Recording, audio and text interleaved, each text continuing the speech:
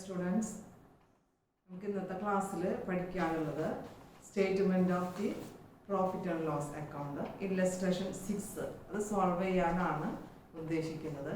കഴിഞ്ഞ ക്ലാസ്സുകളിൽ നമ്മൾ ഈ ഒരു പ്രോബ്ലം ഇതുപോലുള്ളത് statement of profit and loss prepare ചെയ്യാൻ തന്നെയാണ് പഠിച്ചുകൊണ്ടിരിക്കുന്നത്. അപ്പോൾ ഈ ഒരു പ്രോബ്ലത്തിൽ ചില വ്യത്യാസങ്ങൾ മാത്രമേ ഉള്ളൂ. അതായത് ഈ സ്റ്റേറ്റ്മെൻറ്റ് തയ്യാറാക്കുമ്പോൾ അല്ലെങ്കിൽ ഈ ഫോർമാറ്റിൽ ഒരു EPS കാൽക്കുലേറ്റ് ചെയ്യുമ്പോൾ ഡൈല്യൂട്ടഡ് EPS കാൽക്കുലേറ്റ് ചെയ്യാനുള്ള ഒരു ഐറ്റം കൂടെ നമുക്ക് ക്വസ്റ്റ്യനിൽ തന്നിട്ടുണ്ട്. അപ്പോൾ കഴിഞ്ഞ ക്ലാസ്സിൽ ചെയ്തിട്ടുള്ളതിൽ നിന്ന് ചെറിയൊരു ഡിഫറൻസ് ഉള്ളൂ. മറ്റുള്ളതെല്ലാം ഫോർമാറ്റ് പ്രകാരം നമ്മൾ അതേപോലെ തന്നെയാണ് ചെയ്യേണ്ടത്. ആദ്യം റവന്യൂ എടുക്കണം, പിന്നെയുള്ള എല്ലാ എക്സ്പെൻസുകൾ എടുക്കണം. ഡിഫറൻസ് കാണുമ്പോൾ നമുക്ക് പ്രോഫിറ്റ് ആയിരിക്കും വരുന്നത്, അല്ലെങ്കിൽ ലോസ് ആയിരിക്കാം. പിന്നെ അതുമായി റിലേറ്റഡ് ആയിട്ട് വരുന്ന എക്സ്ട്രാ ഓർഡിനറി ഐറ്റംസ് അല്ലെങ്കിൽ എക്സെപ്ഷണൽ ഐറ്റംസുകൾ, ഡിസ്കണ്ടിന്യൂയിങ് ഓപ്പറേഷനിലുള്ള പ്രോഫിറ്റ് ഓർ ലോസ്, അങ്ങനെയുള്ള കാര്യങ്ങളൊക്കെ കാണണം എന്നുള്ളത് തന്നെയാണ് ആദ്യം നമ്മൾ പഠിച്ച അതേ ഫോർമാറ്റ് പ്രകാരം ഈ ക്വസ്റ്റ്യനിലും ഫോളോ ചെയ്യേണ്ടത്.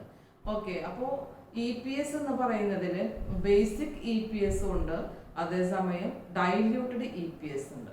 ബേസിക് EPS എന്ന് പറഞ്ഞു കഴിഞ്ഞാൽ കമ്പനിയുടെ പ്രോഫിറ്റിൽ നിന്ന് അവരുടെ എത്രയാണ് അവർ ഷെയർ എടുത്തിട്ടുള്ളത് ആ ഷെയർ കൊണ്ട് ഡിവൈഡ് ചെയ്ത് കഴിഞ്ഞാൽ കിട്ടുന്നതാണ് EPS എന്ന് പറയുന്നത്, ഏർണിംഗ് പെർ ഷെയർ. അപ്പോൾ ഏർണിംഗ് പെർ ഷെയർ കാണാനുള്ള ഒരു ഫോർമുല എന്ന് പറയുമ്പോൾ ടോട്ടൽ പ്രോഫിറ്റ് അല്ലെങ്കിൽ net profit available to the equity share holders divided by the number of equity share. Diluted EPS എന്ന് പറഞ്ഞു കഴിഞ്ഞാൽ ഒരു ചെറിയൊരു ഡിഫറൻസ് വരുന്നുണ്ട്. അതായത് കമ്പനി ഷെയർസുകൾ ഇഷ്യൂ ചെയ്യുമ്പോൾ അല്ലെങ്കിൽ പ്രിഫറൻസ് ഷെയർ ഇഷ്യൂ ചെയ്യുമ്പോഴോ ഡിബഞ്ചർ ഇഷ്യൂ ചെയ്യുമ്പോഴോ അതിൽ വരുന്ന കാറ്റഗറി എന്ന് പറയുന്നത് കൺവേർട്ടബിൾ പ്രിഫറൻസ് ഷെയർ ആണ്, അല്ലെങ്കിൽ കൺവേർട്ടബിൾ ഡിബഞ്ചർ എന്ന് പറയുന്ന ഒരു തരം ഡിബഞ്ചർ ഉണ്ട്. അപ്പം അങ്ങനെയുള്ള ഡിബഞ്ചറും പ്രിഫറൻസ് ഷെയർസുകളും ഇഷ്യൂ ചെയ്ത് കഴിഞ്ഞാൽ ഒരു സ്പെസിഫിക് പീരീഡ് കഴിഞ്ഞാൽ ആ കൺവേർട്ടബിൾ ഡിബഞ്ചർ ഷെയറിനെ അല്ലെങ്കിൽ കൺവേർട്ടബിൾ പ്രിഫറൻസ് ഷെയറിനെ എന്താക്കി മാറ്റാം, ഇക്വിറ്റി ഷെയർസ് ആക്കി മാറ്റാം. അപ്പം അങ്ങനെ ചെയ്ത് കഴിഞ്ഞാൽ കൺവേർട്ട് ചെയ്ത ഇക്വിറ്റി ഷെയറിന്റെ എണ്ണം കൂടി കാൽക്കുലേറ്റ് ചെയ്തുകൊണ്ടായിരിക്കണം നമ്മൾ EPS കാൽക്കുലേറ്റ് ചെയ്യേണ്ടത്. അപ്പോൾ സാധാരണ നമുക്കുണ്ടായിരുന്ന ഈ ഇക്വിറ്റി ഷെയറിനോട് കൂടെ ഈ പ്രിഫറൻസ് ഷെയറും അല്ലെങ്കിൽ ഡിബഞ്ചേഴ്സുകളും എത്ര എണ്ണാണോ ഇക്വിറ്റി ഷെയർസുകളാക്കിയിട്ട് കൺവേർട്ട് ചെയ്യുന്നത് ആ നമ്പർ ഓഫ് ഷെയർസും കൂടെ ആഡ് ചെയ്തിട്ടാണ് total number of equity shares എടുക്കുന്നത്. അപ്പോൾ ആ ഒരു മെത്തേഡും കൂടെ നമുക്ക് മനസ്സിലാക്കി തരുന്ന ക്വസ്റ്റ്യൻ ആണ് ഇല്ലസ്ട്രേഷൻ 6 പേജ് നമ്പർ 233 ഇന്ന് ചെയ്യാനായിട്ട് ഉദ്ദേശിക്കുന്നത്. അപ്പോൾ ഞാൻ അതിൻ്റെ ബോർഡിൽ പേജ് നമ്പറും ഇല്ലസ്ട്രേഷൻ ഏതാണെന്നുള്ളത് എഴുതിയിട്ടുണ്ട്. അതിൻ്റെ ഫോർമാറ്റ് പ്രകാരം നമുക്ക് ആ ക്വസ്റ്റ്യനെ ആൻസർ ചെയ്യണം. അപ്പോൾ ക്വസ്റ്റ്യൻ ആൻസർ ചെയ്യുന്നതിനേക്കാൾ മുമ്പ് ക്വസ്റ്റ്യൻ നമുക്കൊന്ന് ഡിസ്കസ് ചെയ്യണം. കാരണം ഏതൊക്കെ ഐറ്റംസുകൾ ഏതിലൊക്കെയാണ് ഉൾപ്പെടുക എന്നുള്ളത് കാണിക്കാനാണ്. അപ്പോൾ ക്വസ്റ്റ്യൻ ശ്രദ്ധിക്കുക. ക്വസ്റ്റ്യൻ കണ്ടു കഴിഞ്ഞാൽ അറിയാം നമുക്ക് ഏതൊക്കെ ഐറ്റംസുകൾ എവിടെയൊക്കെയാണ് ഉൾപ്പെടുത്തേണ്ടത് എന്നുള്ളത്, ഫോർമാറ്റിൽ എവിടെയാണത് വരിക എന്നുള്ളത്. ഫസ്റ്റ് ഐറ്റം സെയിൽസ് ആണ്. സെയിൽസ് നമുക്കറിയാം റവന്യൂ ഫ്രം ഓപ്പറേഷൻ ആണ്. മെയിൻ ആയിട്ട് വരുന്ന ഒരു റവന്യൂ ആണ് സെയിൽസ് എന്ന് പറയുന്നത്. അപ്പോൾ നമുക്ക് ഈ ഇതിൽ പറയുന്ന എമൗണ്ടുകൾ ഇൻ ലാക്സ് ആണ്. അതായത് ഇപ്പോൾ 2361 എന്നാണ് തന്നിട്ടുള്ളതെങ്കിലും അത് 23,61,000 എന്നാണ് പറയുക. അപ്പോൾ അതിൻ്റെ ലാക്സ് ആയിട്ടാണ് ആ എമൗണ്ടിനെ കാണിക്കുന്നത്. പക്ഷെ സീറോസുകൾ കുറച്ചുകൊണ്ട് എമൗണ്ടിനെ കുറച്ചുകൂടെ റെഡ്യൂസ് ചെയ്ത് കാണിക്കാനായിട്ട് അതിൻ്റെ മുകളിൽ ഇൻ ലാക്സ് എന്ന് കൊടുത്തിട്ടുണ്ട്.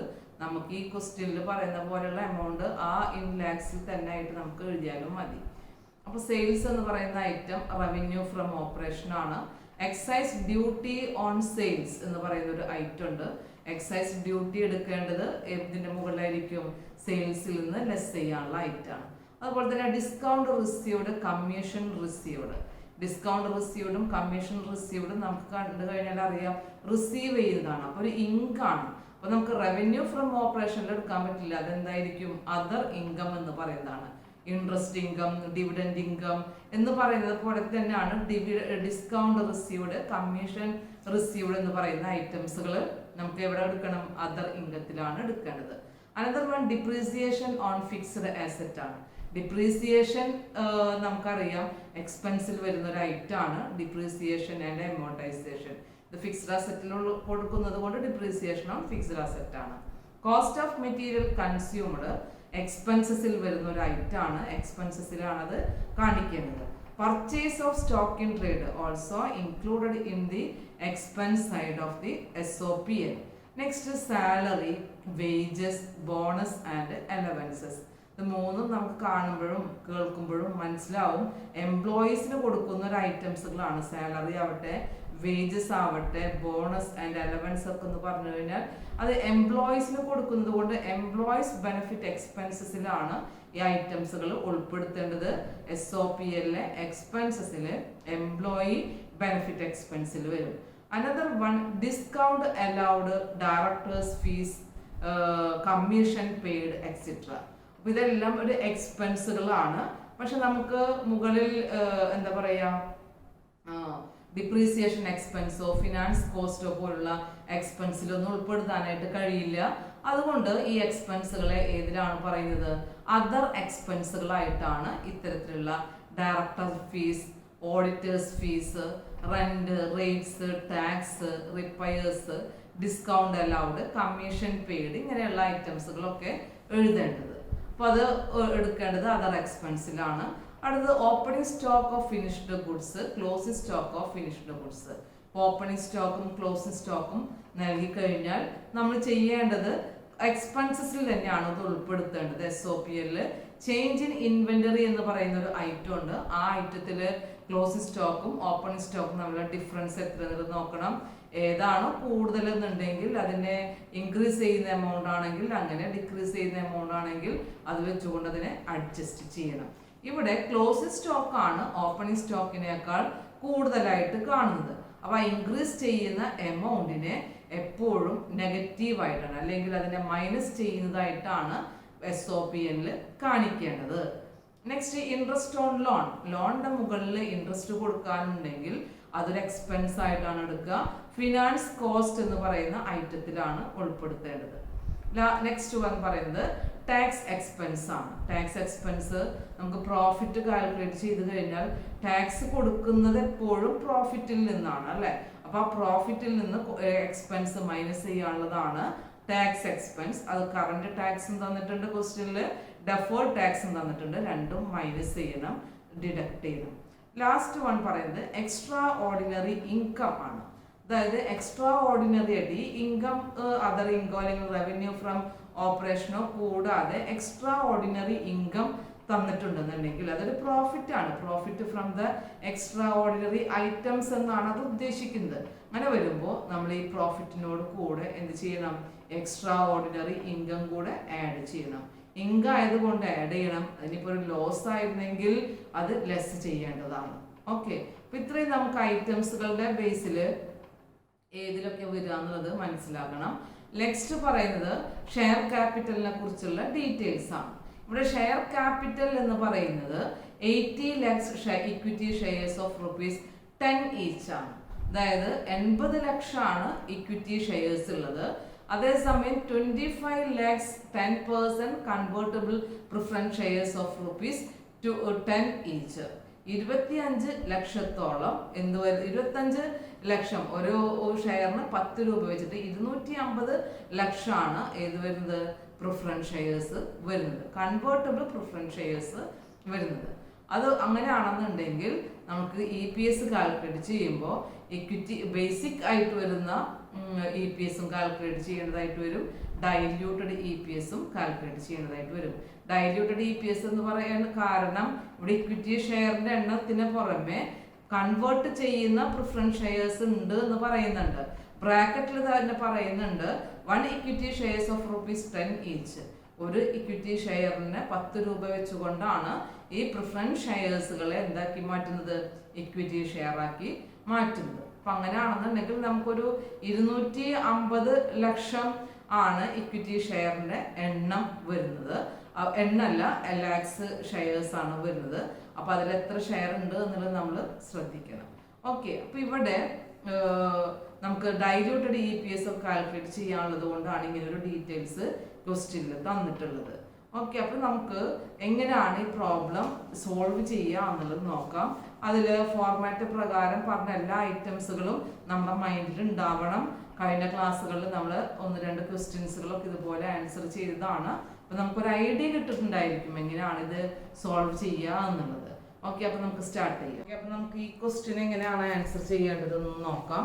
ഫോർമാറ്റ് അനുസരിച്ചുകൊണ്ട് ഫസ്റ്റ് ഐറ്റം എഴുതാനുള്ളത് റവന്യൂ ഫ്രം ഓപ്പറേഷൻ ആണ്. Revenue from operation. Revenue from ഓപ്പറേഷനിൽ മെയിൻ ആയിട്ടുള്ള റവന്യൂ എന്ന് പറയുന്നത് സെയിൽസ് ആയിരിക്കും. നമുക്കറിയാം sales of product, sales of service ആണ് മെയിൻ റവന്യൂ വരുന്നത്. അപ്പോൾ നമുക്ക് സെയിൽസ് എമൗണ്ട് ക്വസ്റ്റ്യനിൽ നമുക്ക് ഡയറക്റ്റ് തന്നിട്ടുള്ളതാണ് 2361 ആണ്. 2361. നമുക്കിതില് എക്സൈസ് ഡ്യൂട്ടി എന്ന് പറയുന്ന ഒരു ഐറ്റം തന്നിട്ടുള്ളത് കൊണ്ട് എക്സൈസ് ഡ്യൂട്ടി ഇവിടെ എന്ത് ചെയ്യണം? ലെസ് ചെയ്യണം. എക്സൈസ് ഡ്യൂട്ടി എമൗണ്ട് പറയുന്നത് 59 ആണ്. 59 ആണ്. അപ്പൊ നെറ്റ് എമൗണ്ട് ആയിട്ട് വരുന്ന 2302 ആണ് നമ്മുടെ റവന്യൂ ഫ്രം ഓപ്പറേഷൻ എന്നതുകൊണ്ട് ഉദ്ദേശിക്കുന്നത്. ഓക്കെ, റവന്യൂ ഫ്രം ഓപ്പറേഷൻ കഴിഞ്ഞാൽ നെക്സ്റ്റ് നമുക്ക് എഴുതാനുള്ളത് അതർ ഇൻകം ആണ്. അതർ ഇൻകം എന്ന് പറയുന്നത് നമുക്ക് 2 ഐറ്റം തന്നിട്ടുണ്ട്. ക്വസ്റ്റ്യനിൽ 2 ഐറ്റം തന്നിട്ടുണ്ട്. അതായത് അതർ ഇൻകത്തിലെ discount received and commission received ആണ്. നമുക്ക് അതിന്റെ ടോട്ടൽ എഴുതാനുള്ളത് കൊണ്ട് നമുക്ക് അത് നോട്ടായിട്ട് തന്നെ ഇവിടെ കാണിക്കാം. ഇവിടെ കൊടുക്കുക നോട്ട് നമ്പർ 1 എന്ന് പറഞ്ഞുകൊണ്ട് അതർ ഇൻകം. അതിൽ ഫസ്റ്റ് പറയുന്നത് ഡിസ്കൗണ്ട് റിസീവ്ഡ് ആണ്. ഡിസ്കൗണ്ട് റിസീവ്ഡ് എന്ന് പറഞ്ഞു കഴിഞ്ഞാൽ 12 lakhs ആണ്. ദെൻ അടുത്തത് കമ്മീഷൻ റിസീവ്ഡ് ആണ്. കമ്മീഷൻ റിസീവ്ഡ് പറയുന്നത് 1.5 lakhs ആണ്. ടോട്ടൽ 13.5 ആണ് അതർ ഇൻകം ആയിട്ട് വരുന്നത്. നമുക്കിവിടെ നോട്ട് നമ്പർ 1 എന്ന് പറഞ്ഞുകൊണ്ട് 13.5 എന്ന് പറയുന്നത് അതർ ഇൻകം ആയിട്ട് എടുക്കാം. ഇനി വേറെ ഇൻകം ഒന്നും ഇല്ലാത്തത് കൊണ്ട് നമുക്ക് ഇതിന്റെ ടോട്ടൽ കാണാം. That is the total revenue. Total revenue എന്ന് പറയുമ്പോൾ 1 ആയിട്ട് ഞാൻ ഇവിടെ കാണിക്കുന്നുണ്ട്. നമുക്ക് ടോട്ടൽ റവന്യൂ വരുന്നത് 2315.5 ആണ് ടോട്ടൽ റവന്യൂ വരുന്നത്. ക്ലിയർ ആയിട്ടുണ്ടാവും. റവന്യൂ ഫ്രം ഓപ്പറേഷനിൽ സെയിൽസ് മാത്രമേ ഉള്ളൂ. എക്സൈസ് ഡ്യൂട്ടി ഉള്ളത് കൊണ്ട് നമുക്കത് മൈനസ് ചെയ്യണം. അതർ ഇൻകം ആയിട്ട് വരുന്നത് 2 ഐറ്റാണ്. ഡിസ്കൗണ്ട് റിസീവ്ഡും കമ്മീഷൻ റിസീവ്ഡും. അതിന്റെ ടോട്ടലാണ് 13.5. ടോട്ടൽ അതർ ഇൻകത്തിന്റെയും അതുപോലെ തന്നെ റവന്യൂ ഫ്രം ഓപ്പറേഷന്റെയും മാക്സിമം എമൗണ്ട് ആണ് നമ്മുടെ ടോട്ടൽ റവന്യൂ എന്ന് പറയുന്നത് 2315.5. നെക്സ്റ്റ് നമുക്ക് നമ്പർ 2 എന്ന് പറഞ്ഞു കഴിഞ്ഞാൽ എക്സ്പെൻസസുകളാണ് കാണിക്കേണ്ടത്. എക്സ്പെൻസുകളിൽ തന്നെ നമുക്ക് മെയിൻ ആയിട്ടും വരുന്നത് കോസ്റ്റ് ഓഫ് മെറ്റീരിയൽ കൺസ്യൂംഡ് ആണ്. ഫസ്റ്റ് ഐറ്റം നമ്മൾ ഫോർമാറ്റ് പ്രകാരം പഠിച്ചിട്ടുള്ളതാണ് cost of material consumed. Cost of material consumed എന്ന് പറയുന്ന ഒരു ഐറ്റം നമുക്ക് ക്വസ്റ്റ്യനിൽ ഡയറക്റ്റ് തന്നിട്ടുണ്ട്. 843 ആണ് തന്നിട്ടുള്ളത്. 843 ആണ് തന്നിട്ടുള്ളത്. നെക്സ്റ്റ് ഐറ്റം ആയിട്ട് വരുന്നത് purchase of stock in trade ആണ്. Purchase of stock in trade. Purchase of stock in ട്രേഡും ഡയറക്റ്റ് ആയിട്ട് തന്നിട്ടുള്ള ഒരു ഐറ്റം ആണ്. എമൗണ്ട് തന്നിട്ടുള്ളത് 10.3 ആണ്. 10.3. നെക്സ്റ്റ് ഐറ്റം എന്ന് പറഞ്ഞു കഴിഞ്ഞാൽ ചേഞ്ച് ഇൻ ഇൻവെന്ററി ആണ് വരുന്നത്. ചേഞ്ച് ഇൻ ഇൻവെന്ററി അതായത് ക്ലോസിംഗ് സ്റ്റോക്കും ഓപ്പണിംഗ് സ്റ്റോക്കും തമ്മിലുള്ള ഡിഫറൻസ് ആണ് ചേഞ്ച് ഇൻ ഇൻവെന്ററി കൊണ്ട് ഉദ്ദേശിക്കുന്നത്.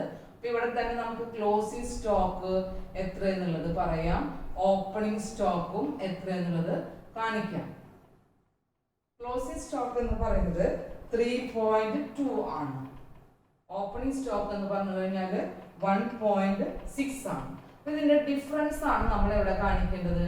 ഇവിടെ കാണിക്കേണ്ടത്. അപ്പൊ ഡിഫറൻസ് കാണിക്കുമ്പോൾ അത് ആഡ് ചെയ്യണം, അല്ലെങ്കിൽ പോസിറ്റീവ് ആയിട്ടുള്ള എമൗണ്ട് ആയിട്ടാണോ കാണിക്കേണ്ടത്, ലെസ് ചെയ്യണം നെഗറ്റീവ് ആയിട്ടുള്ള എമൗണ്ട് ആണോ കാണിക്കേണ്ടത് എന്നുള്ളതിന് നമ്മൾ റൂൾ പഠിച്ചിട്ടുണ്ട് അല്ലെ. അതായത് ഇവിടെ ക്ലോസിംഗ് സ്റ്റോക്ക് ആണ് ഓപ്പണിംഗ് സ്റ്റോക്കിനേക്കാൾ കൂടുതൽ. അതുകൊണ്ട് നമ്മൾ എന്ത് ചെയ്യണം, ഇഫ് ദി ക്ലോസിംഗ് സ്റ്റോക്ക്, അതിന്റെ റൂൾ എന്ന് പറഞ്ഞു കഴിഞ്ഞാൽ ഇതാണ് റൂൾ, കഴിഞ്ഞ ക്ലാസ്സിൽ നമ്മൾ പഠിച്ചതാണ്. If the closing stock is more than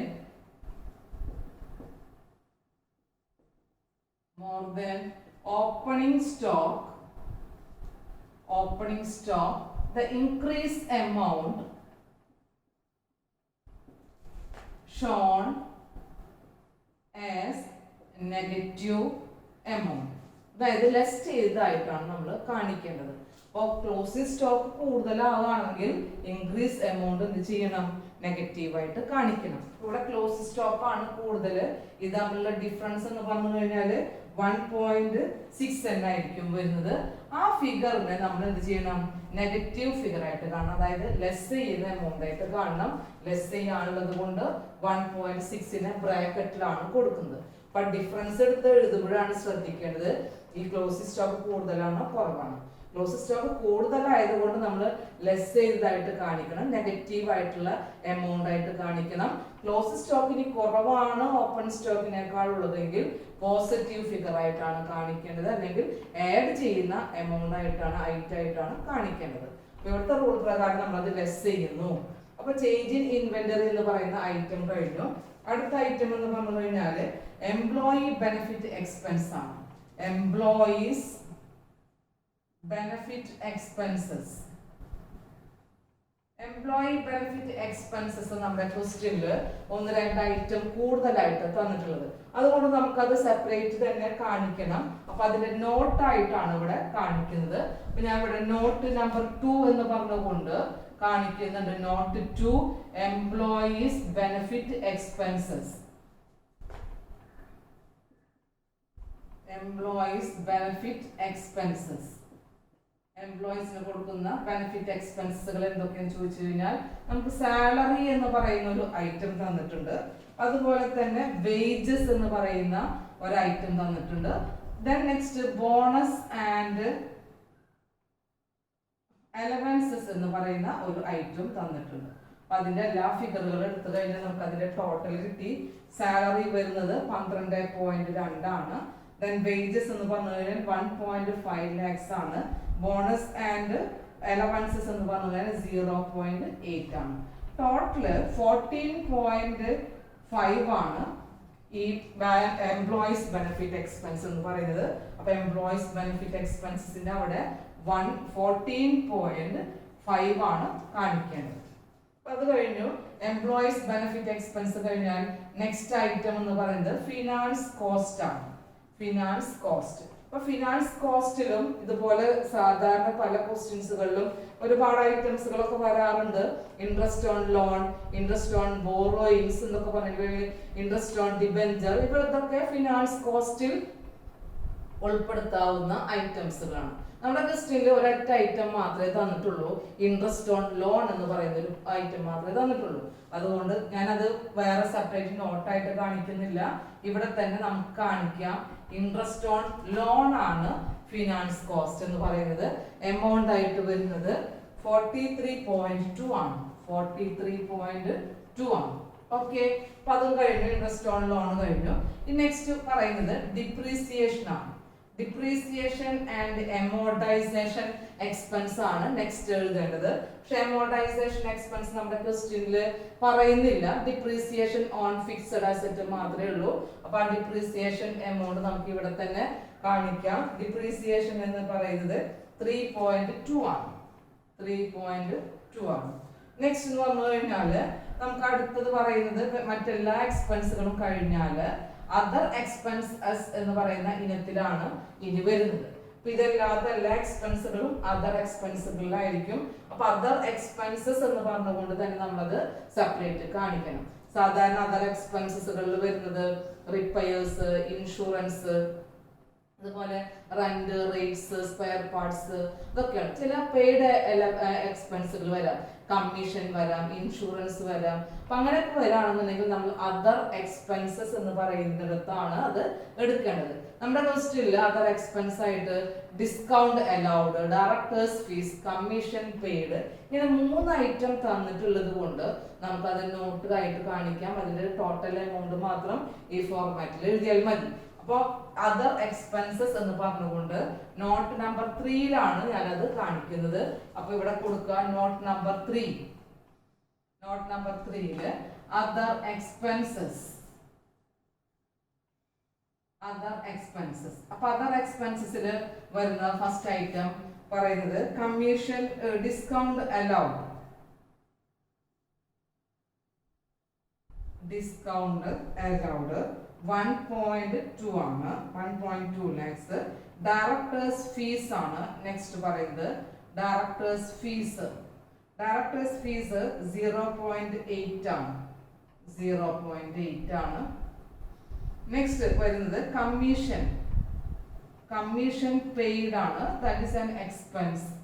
expense ആയതുകൊണ്ട് നമുക്ക് ഇവിടെ അതർ എക്സ്പെൻസിൽ എടുക്കാം 2.6. ഇതിനെല്ലാം കൂടെ ടോട്ടൽ നോക്കുമ്പോൾ 4.6 ആണ് ടോട്ടൽ അതർ എക്സ്പെൻസിൽ വരുന്നത്. നമുക്ക് നോട്ട് 3യില് ഇതിന്റെ എമൗണ്ട് 4.6 എന്ന് പറഞ്ഞുകൊണ്ട് ഇവിടെ കാണിക്കാം. ഓക്കെ, അപ്പൊ അതർ എക്സ്പെൻസും കൂടായി. ഇനി നമുക്ക് വേറെ എക്സ്പെൻസുകളൊന്നും ഇല്ല, ക്വസ്റ്റ്യനിൽ പറയുന്നില്ല. അതർ എക്സ്പെൻസോട് കൂടെ കംപ്ലീറ്റ് ആയി. അപ്പൊ നമുക്ക് എന്ത് ചെയ്യാം, ഇതിന്റെ ടോട്ടൽ എക്സ്പെൻസ് കാണാം. ഇവിടെ ഞാൻ കാണിക്കുന്നുണ്ട് ടോട്ടൽ എക്സ്പെൻസസ്.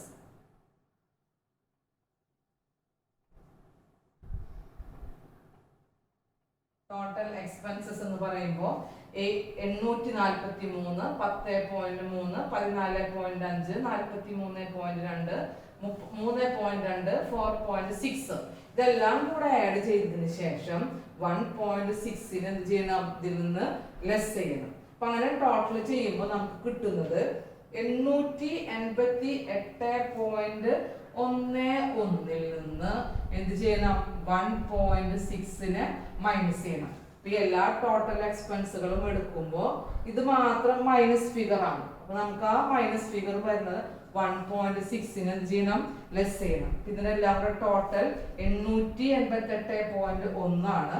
മൈനസ് 1.6 എന്ന് പറഞ്ഞു കഴിഞ്ഞാൽ 886.5 ആയിരിക്കും ടോട്ടൽ എക്സ്പെൻസ് ആയിട്ട് വരുന്നത്. 886.5 ആണ് ടോട്ടൽ എക്സ്പെൻസ്. ഓക്കെ, അപ്പൊ അത് കഴിഞ്ഞു. അപ്പൊ നമുക്ക് ഇനി നെക്സ്റ്റ് എന്ന് പറഞ്ഞു കഴിഞ്ഞാല് ഈ റവന്യൂ അതുപോലെ തന്നെ എക്സ്പെൻസും തമ്മിലുള്ള ഡിഫറൻസ്. അപ്പൊ ടോട്ടൽ റവന്യൂ എന്ന് പറഞ്ഞാൽ 1 ആണ്. ടോട്ടൽ എക്സ്പെൻസ് എന്ന് പറയുന്നത് ഞാൻ നമ്പർ 2 ആയിട്ട് കാണിക്കുന്നുണ്ട്. ഇവിടുത്തെ ടോട്ടൽ ഡിഫറൻസ് കാണുമ്പോൾ നമുക്ക് ഇവിടെ അതിനെന്ത് പറയാം, പ്രോഫിറ്റ് എന്നായിട്ട് കാണിക്കാം. അപ്പൊ പ്രോഫിറ്റ് എമൗണ്ട് എന്ന് പറഞ്ഞു കഴിഞ്ഞാല് ടോട്ടൽ റവന്യൂയിൽ നിന്ന് ടോട്ടൽ എക്സ്പെൻസ് മൈനസ് ചെയ്താണ്. ടോട്ടൽ റവന്യൂ എന്ന് പറഞ്ഞു കഴിഞ്ഞാൽ നമുക്കറിയാം 2315.5 ആണ്. അതിൽ നിന്ന് 886.5 മൈനസ് ചെയ്യുമ്പോൾ കിട്ടുന്നതാണ് നമ്മുടെ പ്രോഫിറ്റ് എന്ന് പറയുന്നത്. പിന്നെ പ്രോഫിറ്റ് കിട്ടുന്നത് 1429 ആണ് നമുക്ക് കിട്ടുന്ന പ്രോഫിറ്റ്. ഓക്കെ, ക്ലിയർ ആയിട്ടുണ്ടാവും. ഈ ടോട്ടൽ റവന്യൂവിൽ നിന്ന് ടോട്ടൽ ആയിട്ട് വരുന്ന എക്സ്പെൻസ് മൈനസ് ചെയ്യുന്നതാണ് നമുക്ക് ഇവിടെ വരുന്ന പ്രോഫിറ്റ് എന്ന് പറയുന്നത്. ദാറ്റ് ഈസ് ദി 1429 ആണ് profit.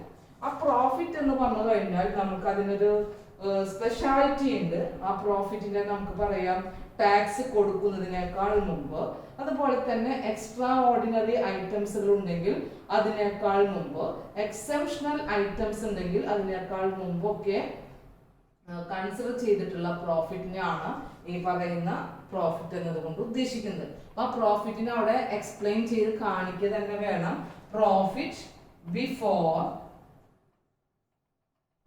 exceptional item and extraordinary item, extra ordinary item and taxes.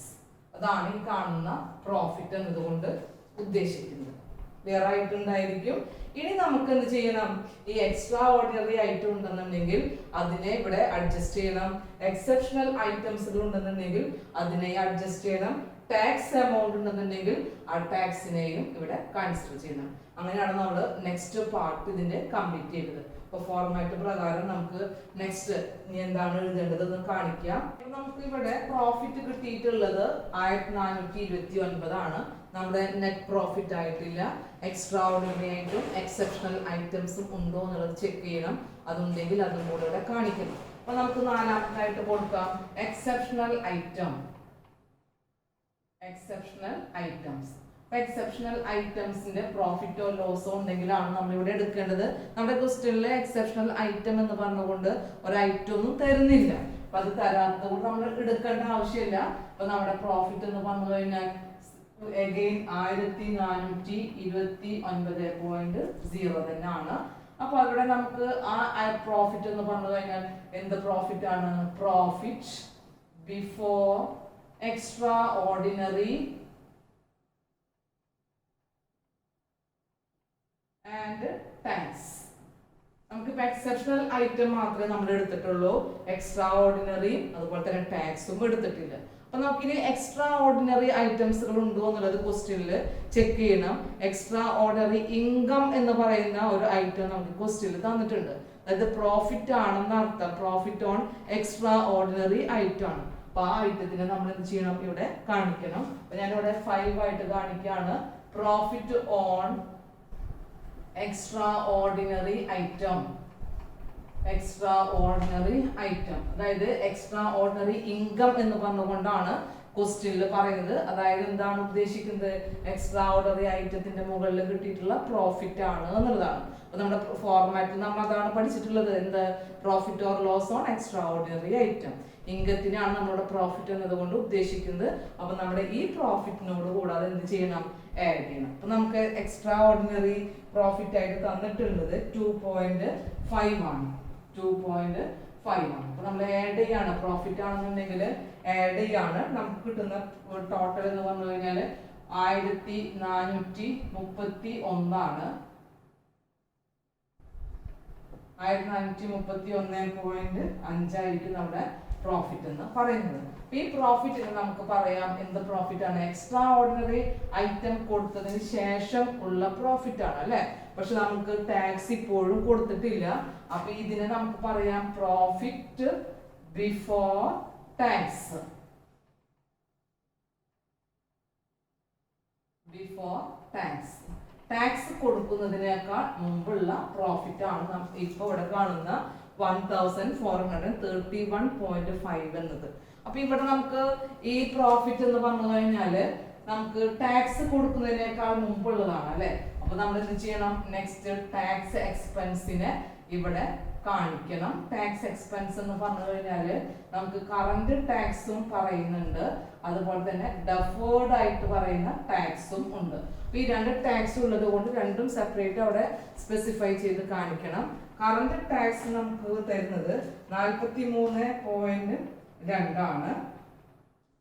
Tax എക്സ്പെൻസുകളിൽ current tax 43.2 ആണ്. ഡെഫേർഡ് ടാക്സ് എന്ന് പറഞ്ഞു കഴിഞ്ഞാൽ 2.3 ആണ്. ടോട്ടൽ 45.5 ആണ് നമ്മുടെ ടോട്ടൽ ടാക്സ് എന്ന് പറയുന്നത്. 45.5. അപ്പൊ ടാക്സ് എക്സ്പെൻസും കൂടെ നമ്മൾ എന്ത് ചെയ്യണം? ഇതിൽ നിന്ന് ലെസ് ചെയ്യണം. ഇവിടെ നമുക്ക് പ്രോഫിറ്റ് ആണോ ലോസ് ആണോ എന്നുള്ളതല്ല, ടാക്സ് എക്സ്പെൻസ് ആണ്. പ്രോഫിറ്റിൽ നിന്ന് ലെസ് ചെയ്യേണ്ട എമൗണ്ട് ആണ്. ഇവിടെ ലെസ് ചെയ്യാനുള്ളത് കൊണ്ട് ബ്രാക്കറ്റിലൊന്നും കാണിക്കില്ല, അതുപോലെ ലെസ് എന്ന് പറയില്ല.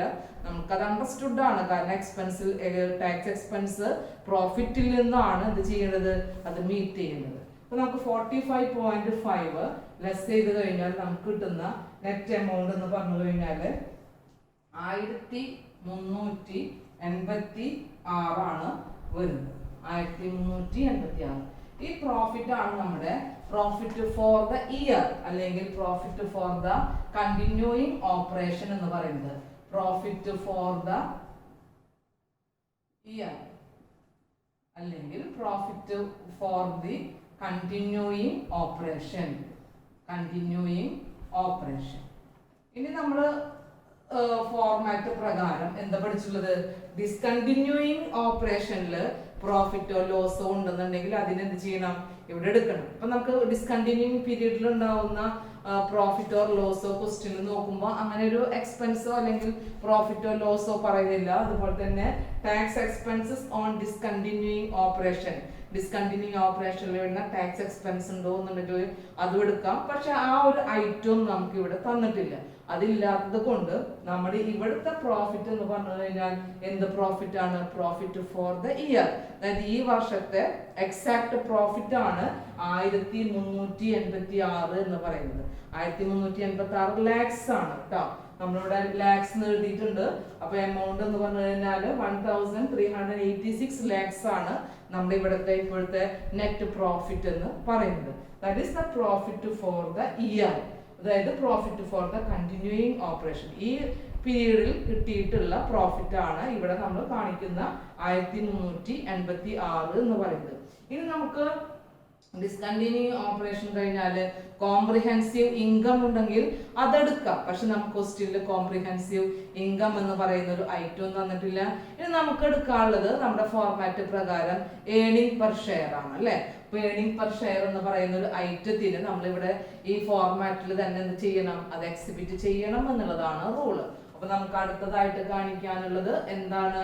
ഏണിംഗ് പെർ ഷെയർ ആണ്. അപ്പൊ അതന്നെയാണ് നമ്മൾ ഏണിംഗ് പെർ ഷെയറിനെയാണ് പറയുക EPS എന്നതുകൊണ്ട് ഉദ്ദേശിക്കുന്നത്. അപ്പൊ 9th പോയിന്റ് ആയിട്ട് ഞാൻ ഇവിടെ കാണിക്കുകയാണ് earnings per share. Earning per share നമുക്ക് ബേസിക് ആയിട്ട് വരുന്ന EPS ഉണ്ടെന്ന് പറഞ്ഞിട്ടുണ്ട്. അതുപോലെ തന്നെ ഡൈല്യൂട്ടഡ് ആയിട്ട് വരുന്ന EPS ഉണ്ട്. അപ്പൊ നമുക്ക് രണ്ടും കാൽക്കുലേറ്റ് ചെയ്യാം. കാരണം നമ്മുടെ ക്വസ്റ്റ്യൻസിൽ പ്രകാരം നമുക്ക് ബേസിക് ആയിട്ട് വരുന്ന EPS കാൽക്കുലേറ്റ് ചെയ്യാനുള്ള ഡീറ്റെയിൽ തന്നിട്ടുണ്ട്.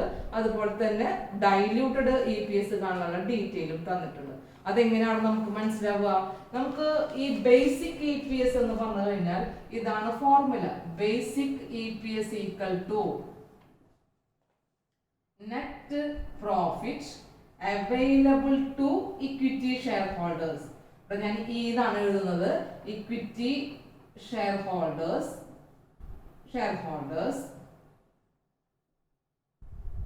Divided by number of equity shares. ഇതാണ് EPS കാണാനുള്ള ഫോർമുല. ഒരിക്കലും മറക്കരുത്. കാരണം EPS കാണാനുള്ള question what you mean by EPS ചോദിക്കാറുണ്ട്. അല്ലെങ്കിൽ ഒരു പ്രോഫിറ്റ് കാണിച്ചിട്ട് നമ്പർ ഓഫ് ഷെയർസ് തന്നു കഴിഞ്ഞാൽ EPS കാൽക്കുലേറ്റ് ചെയ്യാനായിട്ട് പറയാം. അപ്പൊ ഇതാണ് formula. Net profit available to equity share holders divided by number of equity shares. അപ്പൊ നമ്മുടെ ക്വസ്റ്റ്യനിൽ ഈ നെറ്റ് പ്രോഫിറ്റ് എന്ന് പറഞ്ഞു കഴിഞ്ഞാൽ നമുക്കറിയാം നെറ്റ് പ്രോഫിറ്റ് ഈക്വൽ ടു ഇതാണ് 1386 ആണ്. പക്ഷെ നമുക്ക് വേണ്ടത് available to equity share holders ആണ്. ഇക്വിറ്റി ഷെയർ ഹോൾഡേഴ്സിന് കിട്ടുന്ന പ്രോഫിറ്റ് എത്രയാന്നുള്ളതാണ് വേണ്ടത്. അപ്പൊ ഇവിടുത്തെ നെറ്റ് പ്രോഫിറ്റ് എന്ന് പറഞ്ഞു കഴിഞ്ഞാൽ എപ്പോഴും ഇക്വിറ്റി ഷെയർ ഹോൾഡേഴ്സിന് അവൈലബിൾ ആകുന്നത് പ്രിഫറൻസ് ഷെയർസ് ഉണ്ടെന്നുണ്ടെങ്കിൽ അവർക്കും കൂടെ നൽകിയതിന് ശേഷമാണ്. അപ്പൊ ഇവിടെ പ്രിഫറൻസ് ഷെയർസ് ഉണ്ട്. അപ്പൊ പ്രിഫറൻസ് ഷെയർസിന് ഡിവിഡൻഡ് നൽകിയതിന് ശേഷമുള്ള പ്രോഫിറ്റ് ആയിരിക്കും ആർക്ക് കിട്ടുന്നത്? Net profit available to equity share holders എന്ന് പറയുന്നത്. അപ്പൊ നമ്മൾ ഈ പ്രോഫിറ്റിൽ നിന്ന് എത്ര എമൗണ്ട് ആണ് പ്രിഫറൻസ് ഷെയർ ഹോൾഡേഴ്സിന് കൊടുക്കുന്നത് എന്നുള്ളത് നമ്മൾ കാൽക്കുലേറ്റ് ചെയ്യണം. അപ്പൊ 1386 ആണ് നമുക്കറിയാം. അപ്പൊ നമുക്ക് അതിൽ നിന്ന് ആർക്ക് കൊടുക്കണം? Less preference share holders dividend. Preference share ഹോൾഡേഴ്സിന്റെ ഡിവിഡൻഡ് കൊടുക്കുന്നത് ലെസ് ചെയ്യണം. അപ്പൊ പ്രിഫറൻസ് ഷെയർ ഹോൾഡേഴ്സിന് കൊടുക്കുന്ന ഡിവിഡൻഡ് എന്ന് പറഞ്ഞു കഴിഞ്ഞാൽ നമ്മളോട് ക്വസ്റ്റ്യനിൽ പറയുന്നുണ്ട് 25 ലക്ഷം ഷെയർസ് 10 രൂപയാണ് അവരുടെ ഒരു ഷെയറിന്റെ വില. അങ്ങനെയാണെങ്കിൽ 250 ലക്ഷം ആയിരിക്കും പ്രിഫറൻസ് ഷെയറിന്റെ ക്യാപിറ്റൽ എന്ന് പറയുന്നത്. 25 ലക്ഷമാണ് അവരുടെ ഷെയർസിന്റെ എണ്ണം ഇൻറ്റു ഒരു ഷെയറിന് എത്രയാണ് 10 രൂപയാണ്. അങ്ങനെയാണെങ്കിൽ 250 ലക്ഷമാണ് അവരുടെ ഷെയർസ് എന്ന് ഷെയർ ക്യാപിറ്റൽ എന്ന് പറയുന്നത്. 250 ലക്ഷമാണ്. ഓക്കെ, അതിന്റെ മുകളില് എത്ര പെർസെന്റേജ് ആണ് കൊടുക്കേണ്ടത്? 10% ആണ് കൊടുക്കേണ്ടത്. 10% എന്ന് ക്വസ്റ്റ്യനിൽ പറയുന്നുണ്ട്. ഡിവിഡന്റ് കൊടുക്കുന്നതിന്റെ റേറ്റ് ആണ് 10%. അപ്പൊ 250 ലക്ഷത്തിന്റെ 10% എന്ത് കൊടുക്കേണ്ടത്? ഡിവിഡന്റ് കൊടുക്കേണ്ടത്. ദാറ്റ് ഈസ് 25 lakhs ആയിരിക്കും എന്ത് കൊടുക്കേണ്ടത്? ഡിവിഡന്റ് ആയിട്ട് കൊടുക്കേണ്ടത്. അപ്പൊ ആ ഡിവിഡന്റ് എമൗണ്ട് നമ്മൾ ഇതിൽ നിന്ന് മൈനസ് ചെയ്യണം, പ്രോഫിറ്റിൽ നിന്ന് മൈനസ് ചെയ്യണം. അങ്ങനെ മൈനസ് ചെയ്യുമ്പോൾ നമുക്ക് കിട്ടുന്ന പ്രോഫിറ്റ് എന്ന് പറഞ്ഞു കഴിഞ്ഞാൽ 1361 ആണ് വരുന്നത്. 1361 ലാക്സ്. ഓക്കെ, അപ്പൊ ഇ പി എസ് എന്ന് പറഞ്ഞു കഴിഞ്ഞാൽ എന്തായിരിക്കും? E P S equal to ഈ ക്യാപ് ഇതാണ് നമ്മുടെ ഇപ്പോഴത്തെ net profit available to equity share holders എന്ന് പറയുന്നത്. അപ്പൊ net profit available to equity share holders എന്ന് പറയുന്നത് പ്രിഫറൻസിന്റെ ഡിവിഡന്റ് നൽകിയതിന് ശേഷമുള്ള പ്രോഫിറ്റ് ആണെന്ന് മനസ്സിലാക്കണം. അപ്പൊ നമ്മുടെ ഇവിടുത്തെ net profit available to equity share holders എന്ന് പറഞ്ഞു കഴിഞ്ഞാൽ 1361 ലക്ഷം divided by number of equity shares ആണ്. അപ്പൊ നമ്മൾ നമ്പർ ഓഫ് ഇക്വിറ്റി ഷെയർസ് എത്രയാണെന്നുള്ളത് ക്വസ്റ്റ്യനിൽ പറഞ്ഞിട്ടുണ്ട്. എത്രയാണ് ഇക്വിറ്റി ഷെയർസിന്റെ എണ്ണം?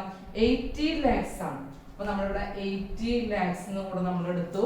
അങ്ങനെയാണെന്നുണ്ടെങ്കിൽ ഇവർക്ക് കിട്ടുന്ന ഇ പി എസ് അത് വരുന്നത് ₹17 ആണ്. ₹17 ആണ് ഒരു ഷെയറിന്റെ മുകളിൽ അവർക്ക് കിട്ടുന്ന ഇ പി എസ് എന്ന് പറയുന്നത്. ഓക്കെ, മനസ്സിലായിട്ടുണ്ടാവും എന്ന് വിചാരിക്കുന്നു. ബേസിക് ഇ പി എസ് കാണാൻ വളരെ സിമ്പിൾ ആണ്. Formula net profit available to equity share holders ആണ്. Net profit available to equity share holders എന്ന് പറഞ്ഞു കഴിഞ്ഞാൽ ഡിബഞ്ചർ ഇഷ്യൂ ചെയ്യുന്നതാണെങ്കിൽ ഡിബഞ്ചർ ഹോൾഡേഴ്സിന് കൊടുത്തതിന് ശേഷം, പ്രിഫറൻസ് ഷെയർസുകൾ ഇഷ്യൂ ചെയ്യുന്നുണ്ടെങ്കിൽ പ്രിഫറൻസ് ഷെയർ ഹോൾഡേഴ്സിന് ഡിവിഡന്റ് നൽകിയതിന് ശേഷം ബാക്കി വരുന്ന പ്രോഫിറ്റ് എമൗണ്ട് മാത്രമേ ആർക്ക് കിട്ടുള്ളൂ? ഇക്വിറ്റി ഷെയർ ഹോൾഡേഴ്സിന് കിട്ടുള്ളൂ. അപ്പൊ നമ്മുടെ ഇവിടെ ഇക്വിറ്റി ഷെയർ ഹോൾഡേഴ്സിന് കിട്ടുന്ന എമൗണ്ട് എത്രയാണെന്ന് കാണണമെന്നുണ്ടെങ്കിൽ പ്രിഫറൻസിന്റെ ഡിവിഡന്റ് മൈനസ് ചെയ്യണം. പ്രിഫറൻസിന്റെ ഡിവിഡന്റ് എന്ന് പറഞ്ഞു കഴിഞ്ഞാൽ അവർക്ക് 10% ആണ് ഡിവിഡന്റ് കൊടുക്കാറുള്ളത്. പ്രിഫറൻസിന്റെ ക്യാപിറ്റൽ എന്ന് പറഞ്ഞു കഴിഞ്ഞാൽ 250 ലക്ഷമാണ്. അതായത് 25 ലക്ഷം ഷെയർ, ഒരു ഷെയറിന് 10 രൂപ വെച്ച് 250 ലക്ഷം ഷെയർ ക്യാപിറ്റൽ ഉണ്ട്. അതിന്റെ മുകളിൽ 10% ആണ് എന്ന് നൽകേണ്ടത്? ഡിവിഡന്റ് നൽകേണ്ടത്. That is 25 lakhs. അപ്പൊ ഈ പ്രോഫിറ്റിൽ നിന്ന് ഈ പറയുന്ന ഡിവിഡന്റ് മൈനസ് ചെയ്യുമ്പോൾ കിട്ടുന്ന എമൗണ്ട് ആണ് net profit available to equity share holders എന്ന് പറയുന്നത്. അതായത് 1361 ലക്ഷം. അതിനെ നമ്പർ ഓഫ് ഇക്വിറ്റി ഷെയർ കൊണ്ട് ഡിവൈഡ് ചെയ്യുമ്പോൾ കിട്ടുന്നതാണ് ഇ പി എസ് എന്ന് പറയുന്നത്. നമ്പർ ഓഫ് ഇക്വിറ്റി ഷെയർസ് എത്രയാണ്? 80 lakhs ആണ്. That is 1361 divided by 80. അതാണ് ഒരു ഷെയറിന്റെ മുകളിൽ അവർക്ക് കിട്ടുന്ന ഏർണിങ്സ് എന്നത് കൊണ്ട് ഉദ്ദേശിക്കുന്നത്. അത് എത്ര എമൗണ്ട് ആണ്? ₹17 ആണ്. അപ്പൊ നമുക്കിവിടെ ബേസിക് ഇ പി എസ് എന്ന് പറയുന്നിടത്ത് നമുക്ക് എന്ത് എഴുതാം? 17 എന്ന് എഴുതാം. ബേസിക് ഇ പി എസ് എന്ന് പറഞ്ഞു കഴിഞ്ഞാൽ 17 ആയിട്ട് നമുക്കിവിടെ കാണിക്കാം. ഇതുപോലെ തന്നെ നമ്മൾ എന്തും കൂടെ കാൽക്കുലേറ്റ് ചെയ്യണം. ഡൈല്യൂട്ടഡ് ഇ പി എസ് എത്ര എന്നുള്ളത് കാണണം. Diluted E P S calculate ചെയ്യാനായിട്ട് ഒരു കാര്യം മാത്രമേ ഉള്ളൂ. ഡൈല്യൂട്ടഡ് ഇ പി എസിൽ എപ്പോഴും നമ്മൾ ശ്രദ്ധിക്കേണ്ടത് ഈ ഇക്വിറ്റി ഷെയർസ് എന്ന് പറഞ്ഞു കഴിഞ്ഞാൽ നമുക്ക് ഇതുവരെ 80 lakhs ആണ് ഉണ്ടായിരുന്നത്. 80 lakhs ആണ്. ഇപ്പോ പ്രിഫറൻസ് ഷെയർ ഹോൾഡേഴ്സിനെ എന്താക്കി നമ്മൾ കൺവേർട്ട് ചെയ്യുന്നുണ്ട്? ഇക്വിറ്റി ഷെയർ ഹോൾഡേഴ്സ് ആക്കിയിട്ട് കൺവേർട്ട് ചെയ്യുന്നുണ്ട്. അപ്പൊ എത്ര ഇക്വിറ്റി ഷെയർ ഹോൾഡേഴ്സ് ഉണ്ട്? ഇക്വിറ്റി ഷെയർ ഉണ്ടെന്ന് പറഞ്ഞത് 25 lakhs ആണ് ഇക്വിറ്റി ഷെയർസ് ഉള്ളത്. അപ്പൊ അതിനോട് കൂടെ നമ്മൾ എന്ത് ചെയ്യണം? ടോട്ടൽ ഇക്വിറ്റി ഷെയർസ് കാണാനായിട്ട്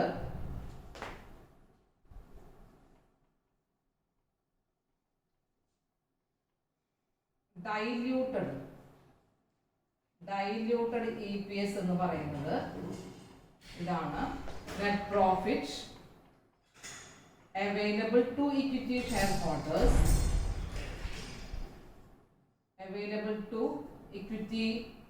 shareholders divided by total number of equity shares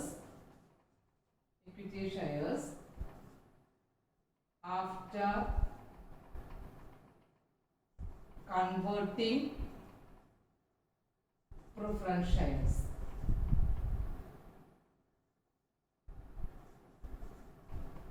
preference ഷെയറിനെ ഇക്വിറ്റി ഷെയർ ആക്കി കൺവേർട്ട് ചെയ്തതിന് ശേഷമുള്ള ടോട്ടൽ നമ്പർ ആണ് ഇവിടെ നമ്മൾ എടുക്കേണ്ടത്. അപ്പോൾ ഇവിടുത്തെ total number of equity shares എന്ന് പറഞ്ഞു കഴിഞ്ഞാൽ ഇപ്പൊ ഓൾറെഡി 80 lakhs ആണ് ഇക്വിറ്റി ഷെയർസ് ഉണ്ടായിരുന്നത്. നമ്മുടെ ഇക്വിറ്റി ഷെയർസ് എന്ന് പറഞ്ഞു കഴിഞ്ഞാൽ 80 lakhs ആണ് ഉണ്ടായിരുന്നത്. നമ്മൾ പ്രിഫറൻസ് ഷെയറിനെ കൺവേർട്ട് ചെയ്യുമ്പോൾ എത്രയാണ് പ്രിഫറൻസ് ഷെയർസ് ഉണ്ടെന്ന് പറഞ്ഞത്? 25 lakhs ആണ് പ്രിഫറൻസ് ഷെയർ ഉള്ളത് എന്നാണ് നമ്മളോട് ക്വസ്റ്റ്യനിൽ പറഞ്ഞിട്ടുള്ളത്.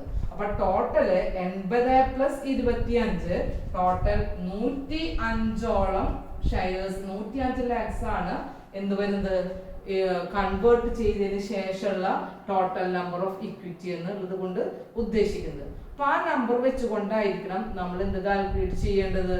ഈ പറയുന്ന ഡൈല്യൂട്ടഡ് EPS-നെ കാൽക്കുലേറ്റ് ചെയ്യേണ്ടത്. ഓക്കെ, ക്ലിയർ ആയിട്ടുണ്ടാവും എന്ന് വിചാരിക്കുന്നു. നമ്മൾ എപ്പോഴും ഡൈല്യൂട്ടഡ് എന്ന് പറയുമ്പോൾ തന്നെ എന്താ? ഡൈല്യൂഷൻ നടത്തിയത്, അതായത് ഇക്വിറ്റി ഷെയർസുകളാക്കിയിട്ട് പുതിയ ഏതെങ്കിലും ഒന്നിനെ കൺവേർട്ട് ചെയ്തിട്ടുണ്ടെങ്കിൽ അതും കൂടെ കൺവേർഷൻ ചെയ്തതിന് ശേഷമുള്ളതാണ് ഡൈല്യൂട്ടഡ് എന്ന് പറയുന്നത്. അപ്പൊ ഡൈല്യൂട്ട് ചെയ്തിട്ടുള്ള ഇക്വിറ്റി ഷെയർസിന്റെ എണ്ണം ഇവിടെ ഓൾറെഡി 80 lakhs ഇക്വിറ്റി ഷെയർസ് ഉണ്ടായിരുന്നു. ഡൈല്യൂട്ട് ചെയ്യുന്നത് പ്രിഫറൻസ് ഷെയർസിനാണ്, അത് 25 ലക്ഷത്തോളം ഉണ്ട്. അപ്പൊ അങ്ങനെ ചെയ്തു കഴിഞ്ഞാൽ total number of equity shares എത്ര എണ്ണായി മാറും? 105 ലക്ഷം ഷെയർസുകളായി മാറും. അങ്ങനെയാണെന്നുണ്ടെങ്കിൽ നമ്മൾ ഡൈല്യൂട്ടഡ് EPS കാൽക്കുലേറ്റ് ചെയ്യാനായിട്ട് ഇതാണ് ചെയ്യേണ്ടത്. Net profit available to equity share holders എന്ന് പറഞ്ഞു കഴിഞ്ഞാൽ 1386. Diluted EPS equal to 1386 divided by 105 ലക്ഷം ഷെയർസ്. ഓക്കെ, 105 ലക്ഷം ഷെയർസ് ആണ് നമ്മളിവിടെ ചെയ്യുന്നത്. ഇവിടെ 1386 എടുക്കാനായിട്ടുള്ള കാരണം നമ്മൾ ഇക്വിറ്റി ഷെയർ ഹോൾഡേഴ്സിന് കൊടുക്കുന്ന പ്രോഫിറ്റ് ഇനി പ്രിഫറൻസ് ഷെയർസിന് കൊടുത്തതിന് ശേഷമുള്ളതല്ല. കാരണം പ്രിഫറൻസ് ഷെയർസിന് ഇനി കൊടുക്കേണ്ട ആവശ്യമില്ല. പ്രിഫറൻസ് ഷെയർസിന് ആരാക്കി മാറ്റി? ഇക്വിറ്റി ഷെയർസ് ആക്കി മാറ്റി. അപ്പൊ നമുക്ക് ഇവിടുത്തെ ടോട്ടൽ പ്രോഫിറ്റ് തന്നെ ആയിരിക്കും ആർക്ക് കിട്ടുന്നത്? ഇക്വിറ്റി ഷെയർ ഹോൾഡേഴ്സിന് കിട്ടുന്നത്. അതുകൊണ്ട് ഡൈല്യൂട്ടഡ് EPS കാൽക്കുലേറ്റ് ചെയ്യുമ്പോൾ net profit available to equity share holders എന്ന് പറയുമ്പോൾ നമ്മൾ നേരത്തെ കണ്ടിട്ടുള്ള പ്രോഫിറ്റ് ആണ് എടുക്കേണ്ടത്. 1386. നമ്മൾ ഈ ഇവിടുത്തെ ബേസിക് EPS കാണുമ്പോൾ പ്രിഫറൻസിന് കൊടുക്കുന്ന ഡിവിഡൻഡ് ലെസ് ചെയ്തിരുന്നു. ഇവിടെ അത് ചെയ്യേണ്ട ആവശ്യം ഇല്ല. കാരണം ഇക്വിറ്റി ഷെയർ ഹോൾഡേഴ്സിന് കിട്ടുന്ന പ്രോഫിറ്റ് എന്ന് പറഞ്ഞു കഴിഞ്ഞാൽ ഈ നെറ്റ് പ്രോഫിറ്റ് തന്നെ ആയിരിക്കും. ഇവിടെ പ്രിഫറൻസ് ഷെയർ ഹോൾഡേഴ്സ് എന്ന് പറയുന്ന കാറ്റഗറി ഇല്ല. അവർ ആരാക്കി കൺവേർട്ട് ചെയ്തിട്ടുണ്ട്? ഇക്വിറ്റി ഷെയർസ് ആക്കി കൺവേർട്ട് ചെയ്തിട്ടുണ്ട്. അപ്പൊ ഇക്വിറ്റി ഷെയർസ് ആക്കി കൺവേർട്ട് ചെയ്തത് കൊണ്ട് ഈ പറയുന്ന പ്രോഫിറ്റ് ആണ് net profit available to equity share holders എന്നതുകൊണ്ട് ഉദ്ദേശിക്കുന്നത്. That is 1386. Total number of equity shares after converting preference share equal to 105 ലക്ഷം. 80 + 25 105 ലക്ഷം ഡിവൈഡ് ചെയ്യുമ്പോൾ നമുക്ക് കിട്ടുന്നത് 13.2 ആണ്. 13.2 റുപ്പീസ് ആണ് ഒരു ഷെയറിന്റെ മുകളിൽ അവർക്ക് കിട്ടുന്നത്. എത്രയാണ്? 13.2. അപ്പൊ നമുക്ക് ഡൈല്യൂട്ടഡ് EPS എന്ന് പറയുന്നത് 13.2 ആയിരിക്കും. ഇതാണ് നമ്മുടെ ക്വസ്റ്റിനെ ആൻസർ ചെയ്യേണ്ടത്. ഇതിൽ പ്രത്യേകിച്ചൊന്നും പറയുന്നില്ല. EPS കാൽക്കുലേറ്റ് ചെയ്യുന്നിടത്ത് മാത്രമാണ് നമ്മൾ മുൻപ് ചെയ്തതിനേക്കാൾ ഒരു ചെറിയ ഡിഫറൻസ് പറയുന്നത്. EPS കാൽക്കുലേറ്റ് ചെയ്യാൻ ഒരു ഫോർമുല നമ്മൾ ആദ്യം പഠിച്ചിരിക്കേണ്ടത് total profit, that is the net profit available to equity share holders divided by number of equity shares. നമുക്കത് ബേസിക് ആയിട്ടുള്ളത് കിട്ടും. ഇവിടെ കൺവേർട്ട് ചെയ്യുന്ന ഏതെങ്കിലും കാറ്റഗറി ഉണ്ട് എന്നുണ്ടെങ്കിൽ നമ്മൾ അതും കൂടെ ശ്രദ്ധിക്കണം. കൺവേർട്ട് ചെയ്യുന്നതിന്റെ എണ്ണം കൂടെ എടുത്തിട്ട് വേണം ടോട്ടൽ നമ്പർ ഓഫ് ഇക്വിറ്റി എത്ര എന്നുള്ളത് കാണാനായിട്ട്. അപ്പൊ അത് ചെയ്തപ്പോഴാണ് നമ്മുടെ ഇവിടുത്തെ ഈ ഡൈല്യൂട്ടഡ് EPS ഒരു ചെറിയ ഡിഫറൻസ് വന്നിട്ടുള്ളത്. അപ്പോൾ ഇവിടുത്തെ ക്വസ്റ്റ്യൻ പ്രകാരം basic EPS equal to 17 rupees per share ആണ്. Then diluted EPS equal to 13.2. ഇത്രയാണ് നമ്മുടെ ഈ ക്വസ്റ്റ്യനെ ആൻസർ ചെയ്യാനുള്ള ഐറ്റംസുകളുള്ളൂ. നമുക്ക് ഇതിന്റെ എല്ലാം കൂടെ ഒരു സമ്മറി ഒന്നുകൂടെ പറയാം. നമുക്ക് ഈ ക്വസ്റ്റ്യൻ ഇത്രയേ ഉള്ളൂ. ഫസ്റ്റ് പാർട്ട് റവന്യൂ നമ്മൾ കാൽക്കുലേറ്റ് ചെയ്തു, അതിനോട് കൂടെ അതർ ഇൻകം കൂടെ എടുക്കണം. രണ്ടും ചെയ്യുന്നതാണ് ടോട്ടൽ റവന്യൂ എന്നതുകൊണ്ട് ഉദ്ദേശിക്കുന്നത്. എക്സ്പെൻസസ് എന്ന് പറയുമ്പോൾ സാധാരണയായിട്ട് വരുന്ന എക്സ്പെൻസുകൾ നമുക്ക് ഈ ഫോർമാറ്റ് പ്രകാരം ഇത്രയേ ഉള്ളൂ. Cost of material consumed, purchase of stock in trade, change in inventory.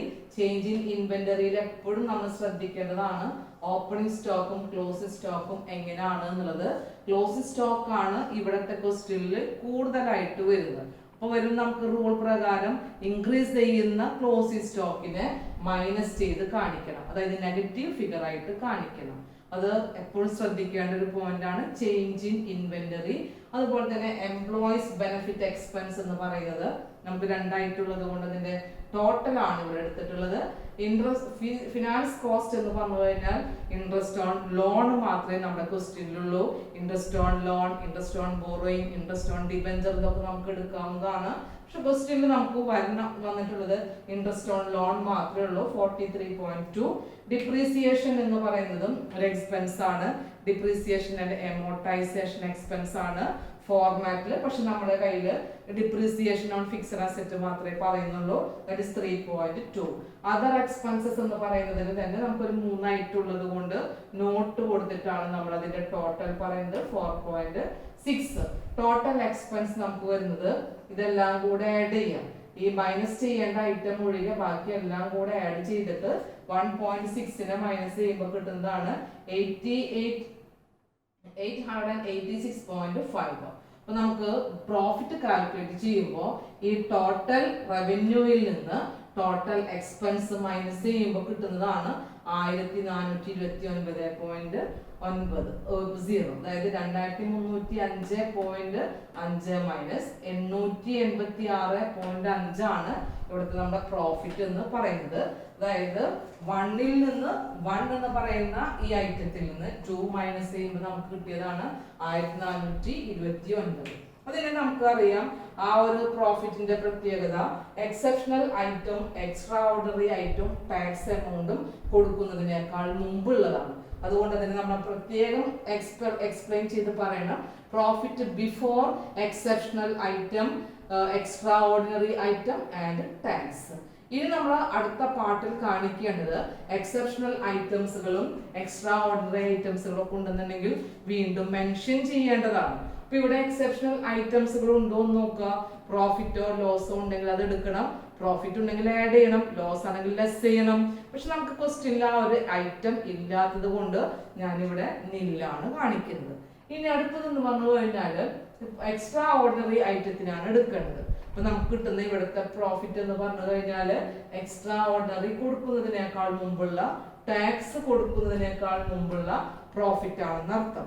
പിന്നെ എക്സ്ട്രാ ഓർഡിനറി ഐറ്റം ക്വസ്റ്റ്യനിലുള്ളത് കൊണ്ട് നമ്മൾ അതിനെടുത്തു എക്സ്ട്രാ ഓർഡിനറി ഇൻകം എന്ന് പറഞ്ഞുകൊണ്ടാണ് ക്വസ്റ്റ്യനിൽ പറയുന്നത് profit on extraordinary item. അപ്പൊ ആ പ്രോഫിറ്റ് ആയതുകൊണ്ട് നമ്മൾ ആ പ്രോഫിറ്റിനെ നമ്മൾ ഇപ്പോൾ ഉള്ള പ്രോഫിറ്റിനോട് കൂടെ ആഡ് ചെയ്തപ്പോൾ 1431.5 ആണ് വന്നിട്ടുള്ളത്. അപ്പൊ ഇനി നെക്സ്റ്റ് പ്രോഫിറ്റ് എന്ന് പറഞ്ഞു കഴിഞ്ഞാൽ എക്സ്ട്രാ ഓർഡിനറി ഐറ്റം കൊടുത്തു കഴിഞ്ഞു, ഇനി ടാക്സ് മാത്രമേ ഉള്ളൂ.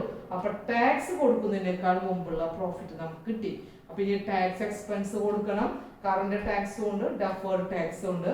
രണ്ടും കൊടുത്തു കഴിഞ്ഞാൽ കിട്ടുന്ന പ്രോഫിറ്റ് ആണ് പ്രോഫിറ്റ് ആഫ്റ്റർ ടാക്സ്, അതായത് പ്രോഫിറ്റ് ഫോർ ദ ഇയർ, അതായത് 1386. ഈ പ്രോഫിറ്റ് എന്ന് പറഞ്ഞു കഴിഞ്ഞാൽ എന്താണ് ആഫ്റ്റർ ടാക്സ് ആയിട്ട് വരുന്നതാണ്. അപ്പൊ ടാക്സ് കൊടുത്തതിന് ശേഷമുള്ള പ്രോഫിറ്റ് ആണ് നമ്മൾ ഇവിടുത്തെ profit for the continuing operation എന്നതുകൊണ്ട് ഉദ്ദേശിക്കുന്നത്. ഇനി ഡിസ്കണ്ടിന്യൂയിങ് ഓപ്പറേഷനിൽ പ്രോഫിറ്റ് ഉണ്ടെങ്കിൽ, ലോസ് ഉണ്ടെങ്കിൽ, ടാക്സ് എക്സ്പെൻസുകൾ ഉണ്ടെങ്കിൽ അതൊക്കെ നമ്മൾ ഫോർമാറ്റ് പ്രകാരം അത് കാണിക്കണം. പക്ഷെ നമ്മുടെ ക്വസ്റ്റ്യനിൽ അതൊന്നും ഇല്ലാത്തത് കൊണ്ട് ഇവിടെ ഒന്നും മെൻഷൻ ചെയ്യുന്നില്ല. ഇനി ആർക്കെങ്കിലും അത് എഴുതണം എമൗണ്ട് ഇല്ലെങ്കിലും നിൽ എന്ന് പറഞ്ഞുകൊണ്ട് അല്ലെങ്കിൽ എമൗണ്ട് എഴുതാതെ ആ ഐറ്റംസുകളൊക്കെ വേണമെങ്കിൽ എഴുതി കാണിക്കാം. ക്വസ്റ്റ്യനിൽ ഇല്ലാത്തത് കൊണ്ട് നമ്മൾ ഇവിടെ അതൊന്നും കാണിക്കുന്നില്ല. ഇനി ലാസ്റ്റ് ആയിട്ട് നമുക്ക് കാണിക്കാനുണ്ടായിരുന്നത് ഒരു EPS ആണ്, ഏർണിംഗ് പെർ ഷെയർ ആണ്. അപ്പൊ അതില് EPS കാൽക്കുലേറ്റ് ചെയ്യുമ്പോൾ ബേസിക് EPSഉം ഡൈല്യൂട്ടഡ് EPSഉം സെപ്പറേറ്റ് തന്നെയാണ് ഇവിടെ കാണിച്ചിട്ടുള്ളത്. കാരണം ഇക്വിറ്റി ഷെയർ ഹോൾഡേഴ്സ് ഉണ്ടായിരുന്നു, ഇക്വിറ്റി ഷെയർ ഹോൾഡേഴ്സ് ആക്കി മാറ്റുന്ന പ്രിഫറൻസ് ഷെയറുകളും ഉണ്ട് എന്നുള്ളതാണ് ക്വസ്റ്റ്യനിൽ പറയുന്നത്. അപ്പൊ ഇക്വിറ്റി ഷെയർ ഹോൾഡേഴ്സിന് ബേസിക്കലി കിട്ടുന്നത് എത്രയാണെന്നുള്ളത് നമ്മൾ ആദ്യം കാൽക്കുലേറ്റ് ചെയ്യണം. That is the basic EPS. അതിന്റെ ഫോർമുല ആണ് net profit available to equity share holders divide by number of equity. അപ്പൊ നമുക്ക് ബേസിക് ആയിട്ടുള്ള EPS കാൽക്കുലേറ്റ് ചെയ്യുമ്പോൾ ഇക്വിറ്റി ഷെയർ ഹോൾഡേഴ്സിന് എപ്പോഴും പ്രിഫറൻസ് ഷെയർ ഹോൾഡേഴ്സിന് ഡിവിഡൻഡ് നൽകിയതിന് ശേഷം മാത്രമേ കിട്ടുള്ളൂ. അപ്പൊ പ്രിഫറൻസിന്റെ ഡിവിഡൻഡ് മൈനസ് ചെയ്തതിന് ശേഷം ഇക്വിറ്റി കൊണ്ട് ഡിവൈഡ് ചെയ്തതാണ് നമുക്ക് ഇവിടെ വന്നിട്ടുള്ള 17 എന്ന് പറയുന്നത്. നേരത്തെ അതിന്റെ കാൽക്കുലേഷൻ കാണിച്ചിരുന്നു. ഇനി ഡൈല്യൂട്ടഡ് EPS എന്ന് പറഞ്ഞു കഴിഞ്ഞാൽ ഇക്വിറ്റി ഷെയർ പ്രിഫറൻസ് ഷെയറിനെ ഇക്വിറ്റി ആക്കിയതിന് ശേഷം കൂടെയുള്ള total number of equity shares ആണ് ഇവിടെ പറയുന്നത്. അത് എത്ര ഉണ്ടായിരിക്കും? 80 ലക്ഷം പ്ലസ് 25. 80 പ്ലസ് 25 ദാറ്റ് ഈസ് 105 ലക്ഷമാണ് നമ്മുടെ ഇവിടുത്തെ പ്രിഫറൻസ് ഷെയറിനെ കൺവേർട്ട് ചെയ്തതിന് ശേഷമുള്ള ടോട്ടൽ നമ്പർ ഓഫ് ഇക്വിറ്റി എന്ന് പറയുന്നത്. അപ്പൊ അത് ഡിവൈഡ് ചെയ്യുമ്പോൾ നമുക്ക് കിട്ടുന്നതാണ് 13.2. ഇതാണ് ഇവിടുത്തെ ഡൈല്യൂട്ടഡ് EPS. ഓക്കെ, ഇത്രയാണ് ഇന്നത്തെ പ്രോബ്ലം. നമുക്ക് വളരെ സിമ്പിൾ ആയിട്ട് മനസ്സിലാക്കാവുന്നതേ ഉള്ളൂ. ഫോർമാറ്റ് ഒന്നും കൂടെ ക്ലിയർ ആക്കാനുണ്ട്. അപ്പൊ നമുക്ക് ഈ SOPL മാത്രമായിട്ടുള്ള, അതായത് statement of profit and loss എന്ന് പറയുന്നത് മാത്രം ചെയ്യാനുള്ള ഒരു ക്വസ്റ്റ്യൻ ആയതുകൊണ്ട് ഇത് നമുക്ക് ഇപ്പൊ ഒരു ഐഡിയ വന്നിട്ടുണ്ടായിരിക്കും SOPL എങ്ങനെ തയ്യാറാക്കണം. കുറച്ച് ക്ലാസ്സുകളിൽ നമ്മൾ SOFP അല്ലെങ്കിൽ ബാലൻസ് ഷീറ്റ് എങ്ങനെ തയ്യാറാക്കണം എന്നുള്ളതാണ് പഠിച്ചത്. അപ്പൊ ഇനി നമുക്ക് ചില അഡ്ജസ്റ്റ്മെന്റുകൾ കൂടെ വരുമ്പോൾ അതൊക്കെ കൂടെ ഉൾപ്പെടുത്തിക്കൊണ്ട് ഇതൊക്കെ എങ്ങനെയാണ് ആൻസർ ചെയ്യാവുന്നതാണ് പഠിക്കേണ്ടത്. അപ്പൊ അടുത്ത ക്ലാസ്സിൽ നമുക്ക് കുറച്ച് അഡ്ജസ്റ്റ്മെന്റ് ഐറ്റംസുകൾ ആണ് പഠിക്കാനുള്ളത്. Okay, thank you. ഇന്നത്തെ ക്ലാസ്സിൽ നിർത്താണ്. നമുക്ക് ഇന്ററാക്ഷൻ അവേഴ്സ് വരുമ്പോൾ എന്തെങ്കിലും ഡൗട്ട്സുകൾ ഉണ്ടെങ്കിൽ ക്ലിയർ ചെയ്യും.